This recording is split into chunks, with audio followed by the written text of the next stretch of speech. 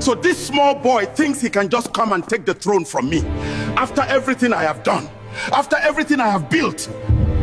Prince Adedamola landed at Murtala Mohammed International Airport on a Thursday afternoon, wearing a simple agbada and the calm expression of a man who had already read the last page of the story. The airport was empty. No palace guards, no royal drummers, just a single driver holding a placard with Mr. Ade written on it. The car that picked him up was not the Royal Rolls-Royce. It was a dusty Toyota Camry. When he arrived at the palace gates, he was stopped by a guard he didn't recognize. The guard, a young man with mirrored sunglasses, looked at him with disdain. "You have an appointment?" the guard asked, chewing gum. "I live here," Adedamola said, his voice soft but with an edge that could cut granite. "Nobody lives here except His Royal Majesty King Bamidele I and his household." At that moment, a black SUV with tinted windows rolled up. The window slid down to reveal King Bamidele, looking plump and prosperous, wearing a crown that was clearly 2 sizes too big for his head. Beside him, Labella was scrolling through Instagram, not even looking up. "Ah, my boy," Bamidele said, his voice dripping with synthetic honey. "Welcome, welcome. You have grown so big. Look at you. The scholars say you are ready, eh?" Adedamola bowed slightly. "Good evening, uncle. I have come home." "Home? Ha! Yes, we must celebrate. But first, you must rest. You must acclimatize. The kingdom is not as you remember it. Things have changed. People have expectations." Adedamola looked past his uncle into the palace compound. He saw the old royal drum, which used to be played only for the reigning king, now painted gold and used as a flower pot. He saw the Ogun shrine, which his father had built, now replaced by a modern fountain with a statue of Bamidele in the middle. "I see that," Adedamola said simply. "I am ready to meet with the kingmakers tomorrow to begin the transition as agreed." Bamidele's smile didn't waver, but his knuckles turned white as he gripped the car door. "Transition? Ah, my boy, you have been in Switzerland too long. They teach you European jokes there. Come, inside. Your room is ready." He didn't say which room. Adedamola soon found out. It was the old security quarters behind the main palace, a dusty apartment that smelled of mold. His mother, who had arrived earlier, was already there, sitting on a plastic chair, fanning herself with a copy of Alaroye newspaper.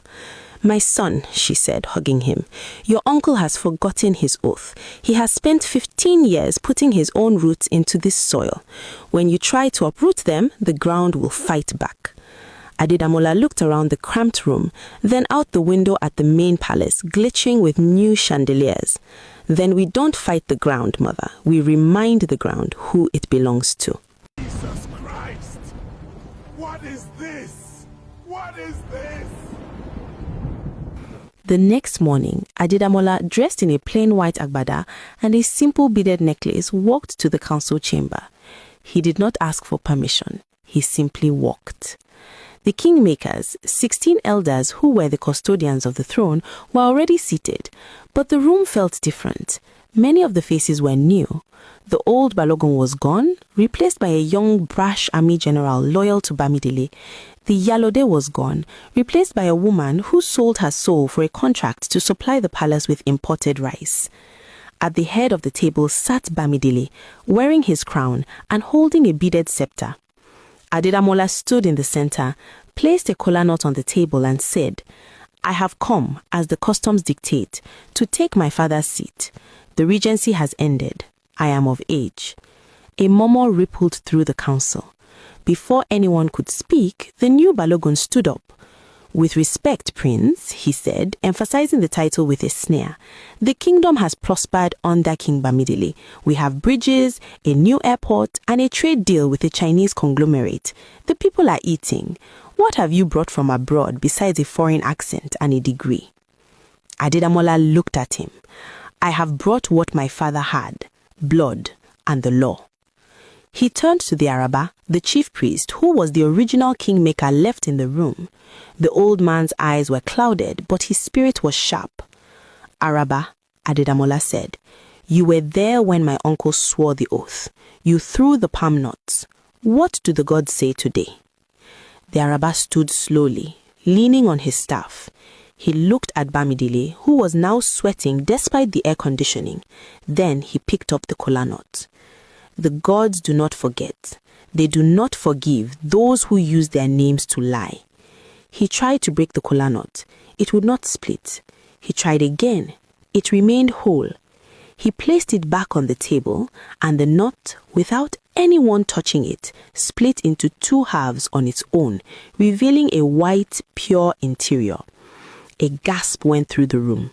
The knot has broken itself, the Araba said, his voice trembling with ancient power. It recognizes its own master. The regency is over. Bamidele slammed his fist on the table. This is theater. This is a boy who has been away for 15 years. Do you know the deals I have signed? The alliances I have made? You think the Chinese will deal with a boy who reads books in Switzerland? He stood up, his face red.